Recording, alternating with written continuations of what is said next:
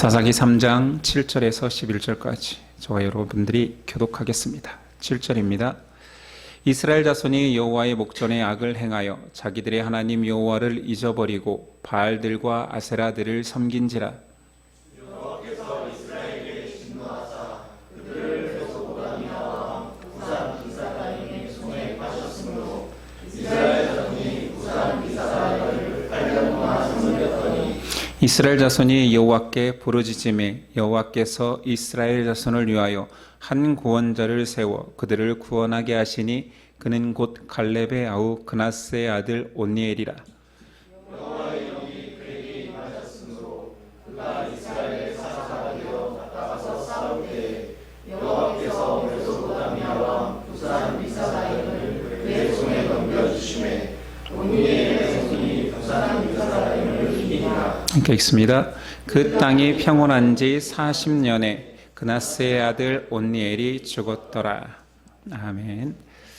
말씀의 제목은 한 사람을 통한 구원. 사사기의 서론을 마치고 본격적으로 책의 제목인 사사들이 등장합니다. 오늘은 이스라엘의 첫 번째 사사였던 온니엘의 기사입니다. 온니엘은 앞서 1장에서도 그 등장이 잠깐 있었습니다.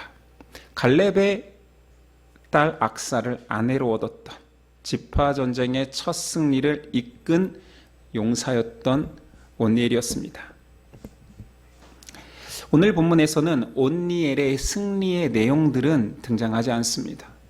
구체적인 정보가 어찌어찌해서 온니엘을 통해서 이겼더라는 구체적인 내용이 없습니다.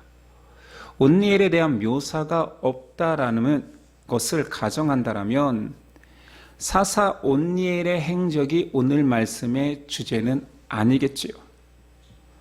온니엘을 등장시키면서 전체 내용은 사사기의 전체 주제와 동일합니다. 죄의 악순환의 패턴을 그대로 보여주죠. 죄의 악순환의 패턴이 어떤 거였습니까? 이스라엘이 가나안에서 우상 바알과 아세라를 섬깁니다. 또 그때 하나님께서 구산 리사다임을 통하여서 이스라엘을 징계하십니다. 그때서야 이스라엘은 하나님께 부르짖으며 하나님의 구원을 호소하지요. 이때 하나님께서 사사 온니엘을 보내셔서 구원하십니다. 이 패턴을 아시겠죠? 죄에 빠지고 징계하시면 그때서야 후회하고 돌이키면 하나님이 구원하신다. 이 이후의 내용은 또 여러분들이 충분히 상상할 수 있는 그 상태입니다. 다시 이스라엘은 하나님의 은혜를 망각하고 죄범에 빠질 것입니다. 오늘 말씀도 그것을 고스란히 담고 있습니다. 첫 번째 사사 온니엘은 어떤 자입니까? 그는 이스라엘 내에서 인정받던 용사입니다. 온니엘은 이미 이스라엘 전역에서 갈렙의 조카이며 갈렙의 사위로 그 지파 전쟁 첫 번째 유다 지파의 전쟁에서 앞장서 나가 남방 성읍 드비를 정복했던 자입니다.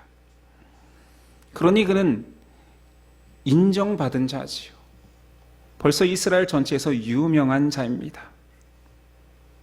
그가 하나님의 능력에 힘입어 전쟁에 이겼을지는 모르지만 현 시점에서 지금도 그가 하나님을 의지하고 헌신하고 있다고 볼 수는 없습니다. 그것을 7절에서 말하지요.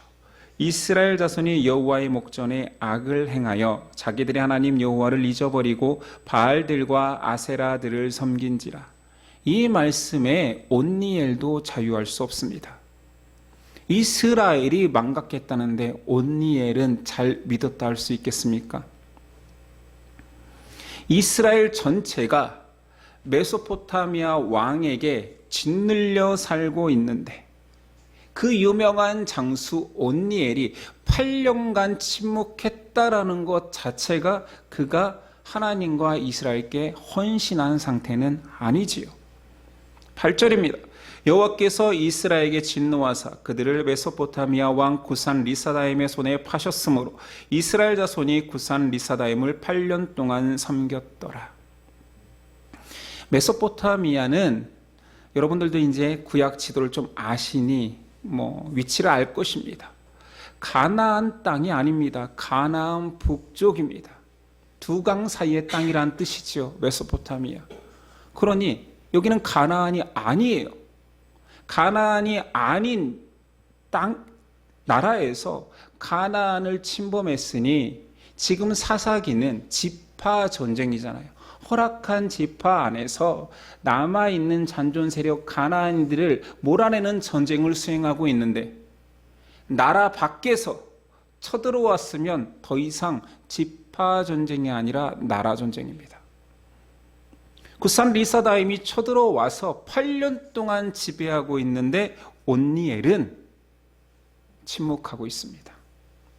이스라엘 전체가 정복자로서 승리에 마음껏 취해 있을 때, 그렇게 풍요와 승리감에 안도감이 차 있을 때 그들은 하나님을 잊어갑니다. 이때 가나안 밖 메소포타미아를 통해서 하나님께서 이스라엘을 징계하시기로 결정하신 거지요. 왕의 이름 구산인 것 같습니다. 리사다임은 쌍수 어미로 이것은 두 배나 더 악한이라는 뜻입니다. 그러니까 그 이름일 수는 없잖아요. 굿산 리사다임은 성과의 이름이 아니라 리사다임은 별명인 것 같습니다. 얼마나 잔혹하고 악하면 두 배나 더 악한 구산왕이라고 해석하는 게 무난하겠지요. 하나님의 백성이 하나님을 떠나 우상숭배에 젖어 살 때 하나님은 세상에 더 악한, 두 배나 더 악한 자를 통하여서 이스라엘을 심판하시기로 작정하십니다. 하나님은 세상이 힘을 갖는 것을 막지 않으십니다. 왜냐하면 그 세상의 힘도 하나님은 자기 백성을 위해서 사용하시기 때문이지요. 은혜를 망각한 이스라엘을 위해 하나님은 세상의 힘을 사용하여서 이스라엘 자기 백성의 고난을 준비하십니다. 고난이 닥치자 당연한 이스라엘 반응, 부르짖기 시작합니다. 9절, 이스라엘 자손이 여호와께 부르짖음에. 이 부르짖다라는 표현은 울부짖다라는 말입니다.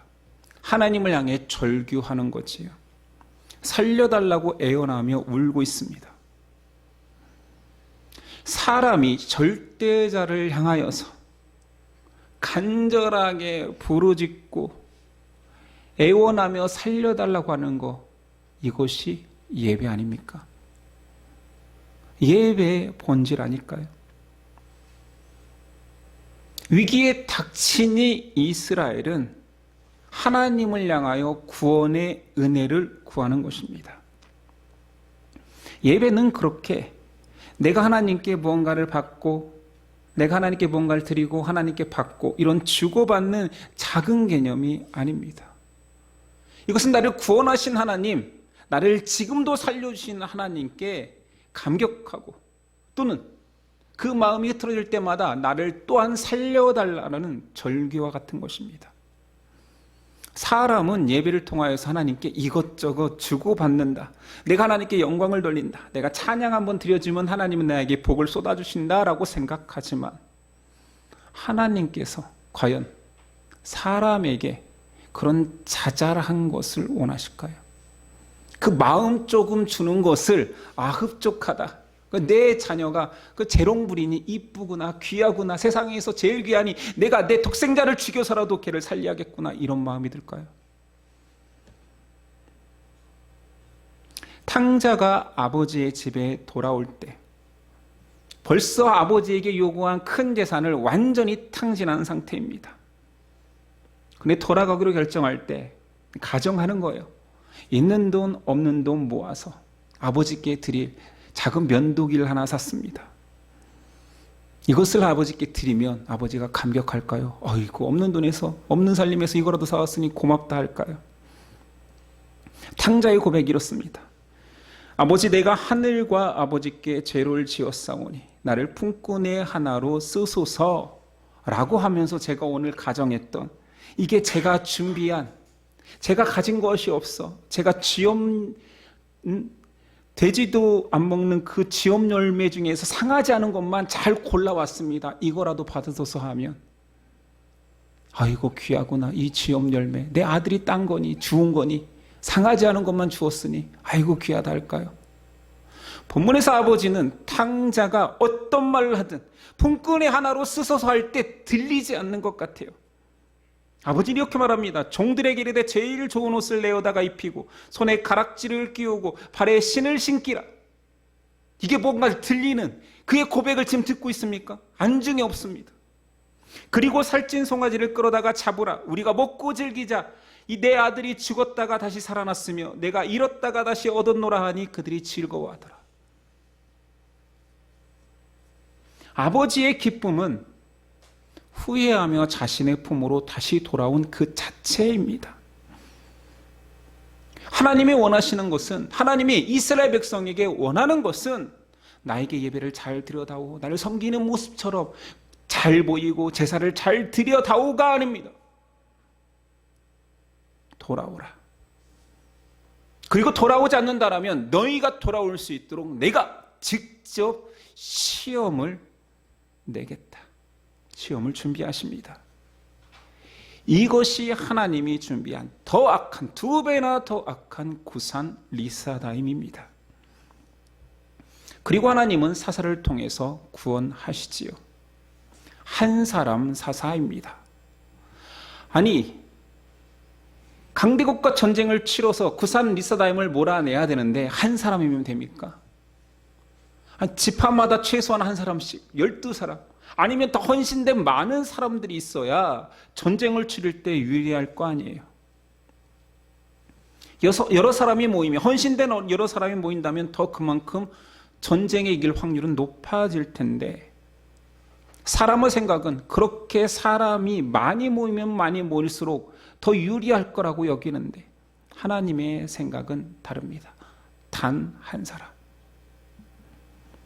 만약에 사람이, 헌신된 사람이 많이 모여서 전쟁에 이긴다면 사람들은 무슨 생각을 할까요? 아, 우리가 집결하여서 이겼구나. 우리가 모이면 할 수 있구나. 그런 생각 자체를 원천 차단하는 것입니다. 내가 한 사람을 통해 내가 일할 거야. 전쟁은 내게 속했어. 너희는 나에게 돌아오고 내 승리만을 맛보고 나만을 찬양하는 백성이 되어다오. 그래서 단 한 사람의 사사를 세웁니다. 이것이 성경 전체에서 드러나는 하나님의 구원 계획, 이것을 신학에서는 메시아 대망사상이라고 합니다. 한 사람의 메시아가 이스라엘을 구원할 것이다. 9절 후반절, 여호와께서 이스라엘 자손을 위하여 한 구원자를 세워 그들을 구원하게 하시니 그는 곧 갈렙의 아우 그나스의 아들 온니엘이라. 세워라고 단순하게 번역한 한글은 실제로 원어에서는 접속사 그래서가 들어갑니다. 그대로 의역한다면 그래서 그가 일으키셨다. 인과관계를 얘기하는 거지요. 이 이스라엘의 부르짖음을 하나님은 기다리고 있었던 거예요. 부르짖자마자 그래서 그가 사사를 일으켰다라는 표현입니다. 하나님은 이방 압제자를 통해서 이스라엘이 힘들고 고난당해 부르짖는 그때를 기다리고 계십니다. 구원을 준비하고 계십니다.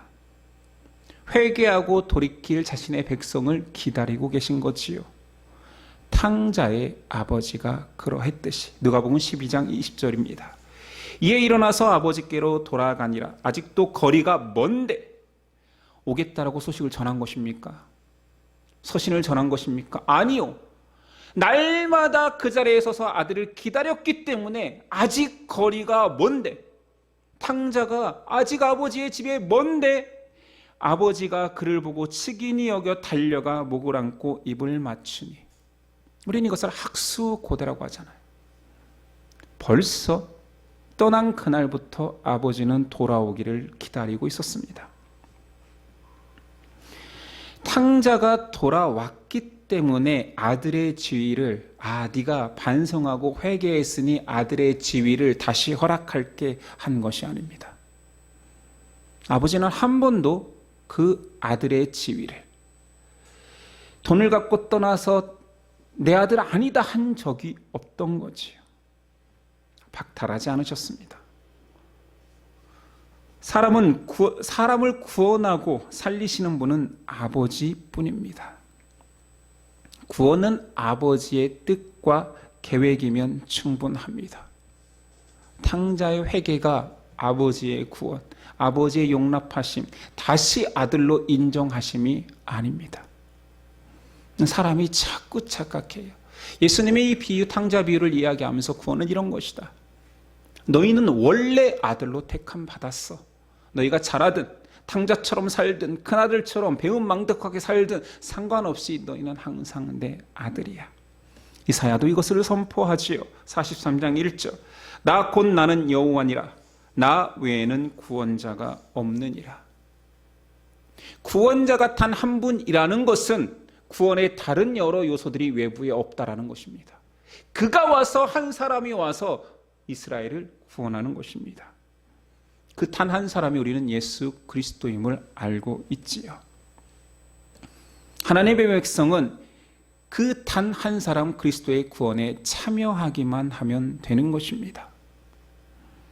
하나님의 구원 계획이 오늘 사사를 통해서 나타난 것뿐이지요. 한 사람 온니엘을 세워서 이스라엘을 구원할 사사를 삼으셨습니다.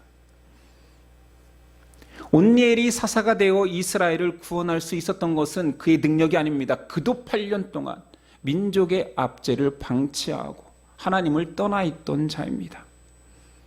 하나님이 역사하셨지요. 하나님이 하신 것입니다. 하나님의 영이 그에게 임했다라고 표현합니다. 10절.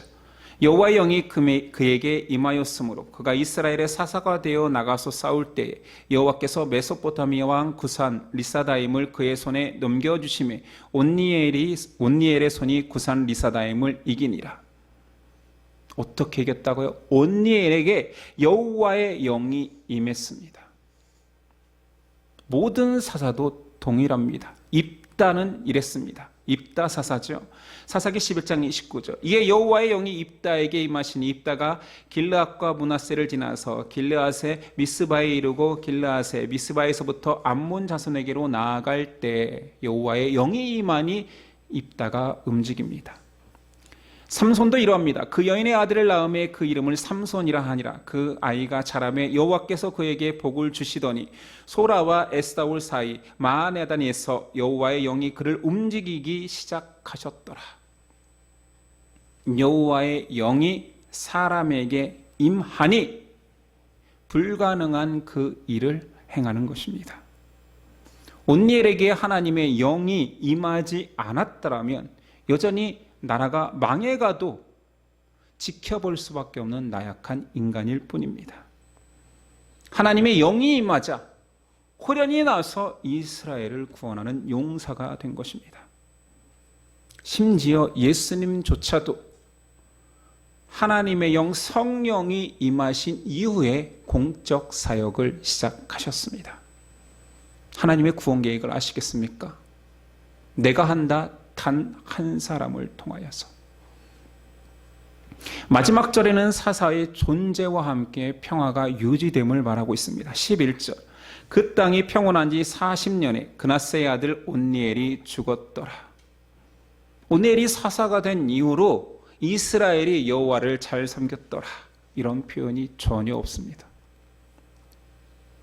단순히 사사 온니엘이 살아있는 그 기간이 40년인데 그때는 평온했어 라고 표현하죠. 하나님의 구원의 특징이 또 한 번 강조되는 거지요. 사사와 함께할 때, 그 한 사람, 하나님이 택하신 그 한 사람과 함께할 때 민족적 구원이 이루어진다. 다시 말하면 사사가 없으면 이스라엘은 예전의 모습이 된다. 실제로 다음 절 12절 이스라엘 자손이 또 여호와의 목전에 악을 행하니라. 온니엘의 부재와 동시에 택하신 그 한 사람이 사라지니 이스라엘 전역에 믿음이 전혀 없었던 상태인 것처럼 다시 또 악을 행합니다. 자, 구원이 무엇인지 아시겠습니까? 사람이 애절프게 간청한 결과 회개의 대가로 주어지는 것이 아닌 거지요. 구원은 고난당하는 자들을 향한 하나님의 사랑이며 그분의 계획과 인도하심입니다. 사람의 행위가 아니라고 아무리 강조해도 신앙하기 원하는 사람들은 계속 이쁜 짓과 아름다운 행위로 내 구원을 이루어간다라고 착각합니다. 행위의 결과가 아니니 오직 은혜라고 말해도, 전적인 하나님의 은혜며 선물이라 말해도 자꾸 내 행위가 구원에 영향을 미치는 것처럼 나뿐만 아니라 우리 주변인들까지 판단하려 합니다. 사사의 역할, 사역을 통하여서 한 사람을 통하여 하나님은 구원하신다. 이것은 정치적 구원뿐만 아니라 영적인 구원도 의미한다. 너희는 그 한 사람과 함께 할 때야지만이 평화를 누린다. 그의 부재는 곧 이스라엘의 멸망임을 선언하고 있지요. 이스라엘이 잘해야 구원할게라는 어떠한 조건도 말씀에는 등장하지 않습니다. 심지어 바알과 아세라를 섬기는 백성임에도 불구하고 여전히 바알과 아세라 상을 다 때려 부시고 산당을 때려 부셨다라는 표현이 전혀 없음에도 불구하고 한 사람 사사가 세워짐과 동시에 이스라엘을 구원합니다. 구원은 하나님이 하시며 그분의 계획은 변치 않는 하나님의 은혜를 계속 강조하고 있지요. 이렇게 사사기는 사람에게 집중되는 이야기 같지만, 사사 이야기 같지만 사사를 통한, 한 사람을 통한 하나님의 구원 계획을 강조하고 있습니다. 오직 한 사람만의 구원을 이룰 것이다. 예수 그리스도가 그 한 사람이지요. 하나님의 영이 한 사람에게 임하면 백성을 구하는 사사 온니엘이 등장합니다. 그러나 사람 중에는 한결같이 하나님께 순종하는, 영원한 순종을 보이는, 완전한 순종을 보이는 사람이 없었습니다. 그래서 오직 한 사람 그리스도께서 오실 수밖에 없는 거죠. 완전한 순종을 위하여서, 완전한 성령 충만을 위하여서. 그래서 예수 그리스도를 영원한 사사로 칭함받을 수 있는 것입니다. 하나님의 백성 이스라엘은 시험을 통해 하나님께 돌아옵니다. 인생이 그런 거예요. 2배 더 악한 구산 리사다임을 하나님께서 준비하십니다.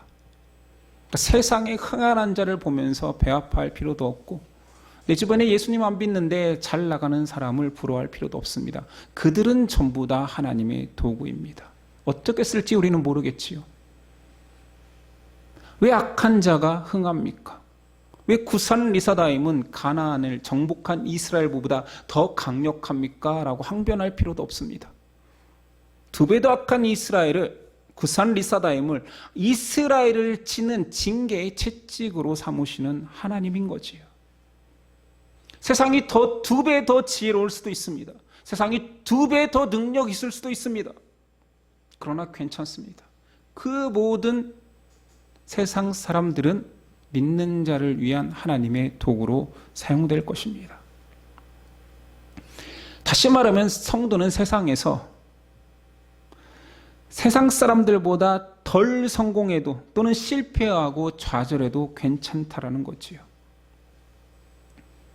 성도의 실패와 절망과 좌절은, 그 모든 시험은 한 사람을 찾게 하는, 구원의 사사를 찾게 하는 도구로 사용될 것이기 때문입니다. 그래서 은혜입니다. 근데 연약한 우리가 그것을 인정합니까? 여러분, 인정됩니까? 내 앞에 시련이 있고 아프고 병들고 정말 생각지도 못했던 좌절이 있을 때 이게 하나님이 다시 마음을 돌이키라는 도구라고 여깁니까? 아니면 울며 떼쓰며 어떻게 나한테 이럴 수 있습니까? 마지막에야 마음이 꺾인다라면, 마지막에라도 마음이 꺾여 그래요 주님밖에 없지요 한다라면 은혜겠지만, 많은 사람들이 작은 시험 앞에 하나님을 떠납니다. 하나님의 백성은 하나님께 돌아오는 자들입니다. 축복받아 하나님을 고백하는 자들이 아니라 어떠한 상황에도 기쁠 때나 슬플 때나 하나님께 돌아오는 자인 거지요. 넘어져도 주님밖에 없습니다. 실패해도 주님밖에 없습니다. 좌절될 때 더 주님을 찾는 자들이 하나님의 백성입니다. 하나님의 백성은 오히려 풍요와 안락 속에서 죄를 짓습니다. 그래서 하나님은 그때마다 신앙인의 발 앞에 가시덤귀와 엉겅퀴를 내는 거예요. 넘어져야 돼. 넌 쓰러져야 돼. 지금 잘 나가면 안 돼. 그러면 너는 바알과 아세라를 섬길 거거든. 넌 틀림없이 우상에 빠질 거거든. 그러니 너는 넘어져야 돼. 세상에 2배나 더 악한 구산 리사다임을 네 앞에 준비시킬 거야. 너를 억압시킬 거야. 그래야 너는 돌아오는 자지 않느냐. 이것이 은혜입니다. 풍요와 안락과 자기 잘남 속에서 바알과 아세라가 보이기 시작하는 것입니다. 더 큰 풍요를 위해서 바알에게 제사를 지내는 거고, 더 큰 부를 위해서 아세라, 아스다로스를 섬기는 거 아닙니까? 신앙인들도 많은 부분 이렇게 연약하기에 구원의 한 사람 그리스도가 흐릿해지는 순간 예전과 같은 똑같은 죄를 반복합니다. 우리가 죄를 예수님 믿은 이후에 희석시켜서 짓습니까? 내가 예수 믿기 전에는 이 정도의 좀 악함, 욕심이 있었는데 예수 믿으니까 그것보다 조금은 덜 짓지, 이렇게 희석해서 나름 합리적인 죄를 짓습니까? 아니요. 아니요.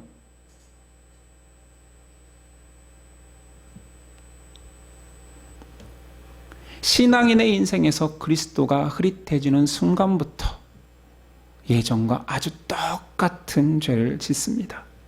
그냥 예전의 나예요. 예수 안 믿던 나하고 동일해집니다. 이런 사람을 아시기에 하나님은 구산 리사다임을 준비시키는 것입니다.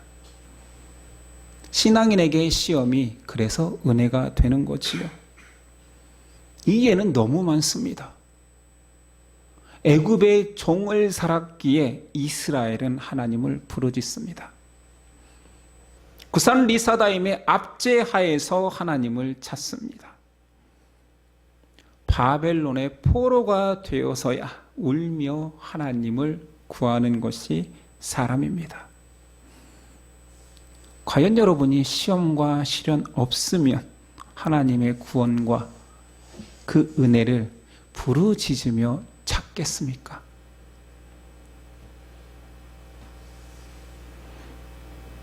사사기는 한결같은 사람의 배신 속에서도 한결같은 하나님의 은혜를 보여줍니다. 잘못 적용하면 그렇지, 하나님은 무한 용납이시지, 내가 탕자와 같이 살아도 언제나 내 지위를 박탈하지 않으시지, 그러니 죄 속에서 살아도 된다라고 결론 지을 사람 있습니까? 그렇게 악한 사람은 없겠지요. 큰 사랑에 감복하여서 감격한 사람이 그 사랑을 이용해 먹겠다 하는 것은 마귀밖에 없습니다. 그러니까 교회 안에서 너무나 큰 사랑, 씻지 못할 죄는 없고 용서받지 못할 죄는 없다는 큰 사랑을 강조하는데, 그렇다면 죄를 지어도 되겠나라고 말하는 사람은 죄 씻음 받은 사람이 아닌 거예요. 그런 말장난으로 신앙생활하는 자체가 벌써 성령이 임하지 않은 사람의 속성인 거지. 은혜를 위해서 죄를 배나 더 지으려고 하는 사람이 있을 수 있겠습니까? 아무렇게 살아도 하나님께서 어차피 구원하실 텐데 막 살아도 된다라는 말이 감히 나올 수 있습니까? 그것은 그 사랑을 모르는 거예요. 용납을 못 받아본 거예요. 그러니 구원파는 성경적인 근거를 내서 틀렸다를 말하기 이전에 그냥 상식적으로 아닌 거예요. 한 번 구원받은 사람은 죄가 묻지 않기 때문에 죄로부터 자유로울 수 있다. 이런 말 자체가 진짜 하나님의 사랑을 모르는 사람들이 말할 수밖에 없는 표현이잖아요. 막 살아도 된다라는 말이 도대체 어떻게 나옵니까? 하나님의 계속적인 용서와 용납하심은 돌아와 완벽하게 회개한 자들에게는 다시 돌아갈 수 없고, 혹은 내 육신과 내 욕망에 빠져 죄에 빠질지라도 그 하나님을 떠올리면 다시 돌아올 수밖에 없는 거지. 다시 하나님 앞에 무릎 꿇고 회개할 수밖에 없는 거죠. 죄에 빠지지 않는다가 아닙니다. 빠질지라도 나를 용서하시고 내게 회개할 곳은 하나님 앞밖에 없구나, 그 앞에 무릎 꿇을 수밖에 없구나라고 느껴지는 거지요. 성령이 그에게 역사하시는데 어찌 그렇게 돌같이 굳은 마음이 될 수 있단 말입니까? 하나님의 구원 계획이 끊임없이 강조되어 있는 이유는 우리가 망각하기 때문입니다. 이스라엘이 망각하기 때문에 사사기 전체에서 계속적으로 얘기하고 있는 거예요. 하나님은 신실하다, 하나님은 정의롭다, 하나님은 너희를 넘어뜨리게 하는 시험을 만들지라도 그것이 성공이 아니라 아버지 품으로 돌아오는 것이 인생의 성공이기에 나는 너를 넘어뜨릴 것이다, 나는 너를 좌절시킬 것이다, 나는 너를 울게 만들 것이다. 그 울음이 구원을 만드는 건 아니지만 그 울음 때문에 너는 다시 나를 기억하고 내 앞으로 찾아올 것이기 때문이다. 구원의 백성은 하나님의 은혜를 망각할 수 없습니다. 구원의 감격을 결코 잊을 수가 없습니다. 그래서 찬양하는 거지요. 찬양하면 복받는 게 아니고, 찬양하면 구원의 확신이 커지는 게 아니고, 구원받은 자는 찬양할 수밖에 없는 거지요. 죄를 멀리하려고 발버둥 칠 수밖에 없는 것입니다. 구원의 백성은 아무리 잘 사는 것 같아도 그 아버지 앞에 나오면 눈물을 흘리며 회개할 수밖에 없습니다. 모자란 게 있다고요. 우리가 그냥 죄를 비껴갔을 뿐이지 죄를 안 택한 게 아니에요. 내 앞에 질비한 죄들이 없었을 뿐이에요. 욕망이 없었을 뿐이지 우리는 안 잡는 사람들이 아닌 거지요. 하나님은 사람을 너무 잘 아십니다. 그분이 만드셨기 때문이지요. 그래서 그 사람을 향한 은혜의 길을 준비하시니 그것은 시험입니다. 바알과 아세라를 섬길 수밖에 없는, 자신 안에 욕망을 투영한 그 우상을 만들 수밖에 없는 우리를 아시기에 그 산 리사다임을 준비시키십니다. 왜냐하면 우리를 포기할 수 없기 때문이지요. 여러분 인생에 고산 리사다임이 닥쳐올 수 있습니다. 그러나 그것은 좌절이 아니라 심판 같지만 구원의 도구입니다. 혹은 여러분이 걸어가고 살아가는 동안, 신앙하는 동안 정갈의 독과 같은 징계의 채찍질이 다가올 수도 있습니다. 그건 죽으라고 때리는 하나님의 심판이 아닙니다. 사람으로 살면 사랑의 매를 고백해보지만 진짜 사랑의 매일까요? 물론 저는 이런 고백을 여러분에게 한 적이 있습니다. 내가 아비가 되어 봐서야 자녀를 매를 들면서 이게 사랑의 매구나, 선생님들이 나를 때렸던 것들은 그건 폭력이었구나, 이렇게 가슴 아픈 매를 선생님들이 나를 때렸을까? 그건 아닌 것 같은데. 잘 되라고 때린다? 그건 좀 아닌 것 같은데. 이건 사랑의 매약이 좀 너무 먼데. 그런 아비들의 사랑의 매조차도 하나님이 사랑이신데 하나님의 사랑의 매와 비할 수 없습니다. 여러분 인생에서 아픈 일이 있습니까? 징계하는 채찍을 느끼십니까? 그렇다면 사랑받고 있는 것입니다.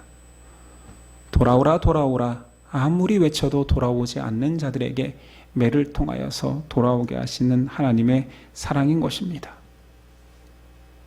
우리를 때리며 가장 가슴 아파할 자는 우리 자신이 아니라 하나님 창조주임을 기억하십시오. 우린 그렇게 매를 맞고 징계를 받아서라도 돌아온다라면 이것보다 축복된 인생은 없습니다. 매를 맞을 때 항변하는 신앙인은 회개해야 됩니다. 징계받을 때 원통함과 서운함만 있다라면 그도 다시 하나님을 바라봐야 됩니다. 오직 한 사람, 사사를 불러, 그리고 영원한 사사이신 그리스도를 불러 나를 징계하시고 채찍질 당해 죽기 전에 그 징계와 채찍질을 대신 맞게 하신 하나님의 사랑을 기억해야 됩니다. 우리 인생은 계속 부르짖는 인생이 되어야 됩니다. 왜 나에게? 하나님 왜 이렇게 힘듭니까? 하나님 왜 이렇게 좌절됩니까? 저에게 사사를 보내주십시오. 저를 위로할 사사를 주십시오. 저를 건져줄 영원한 사사 그리스도가 확연하게 드러나지 않으면, 확신이 없으면 전 죽을 것 같습니다 라고 부르짖어야 됩니다. 이것이 믿음이요, 이 모든 것들을 허락한 것이 바로 은혜입니다. 기도하겠습니다.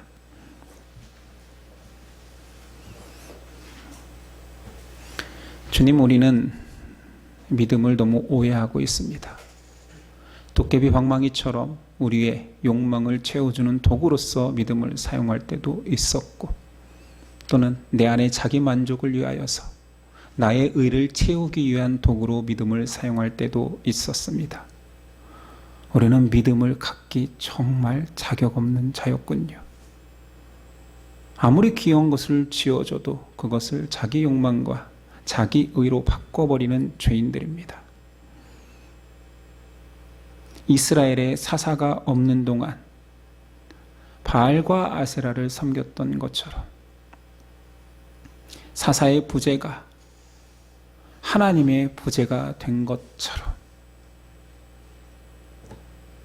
우리에게 그리스도가 흐릿해지면, 성령이 임하지 않으시면 언제라도 우리가 배은망덕하고 하나님을 배신하는 자임을 깨닫고 더욱 부르짖어 내 인생의 어떤 상황 속에서도 그리스도만 답이다, 성령만 의지하자 고백하는 믿음 허락하옵소서.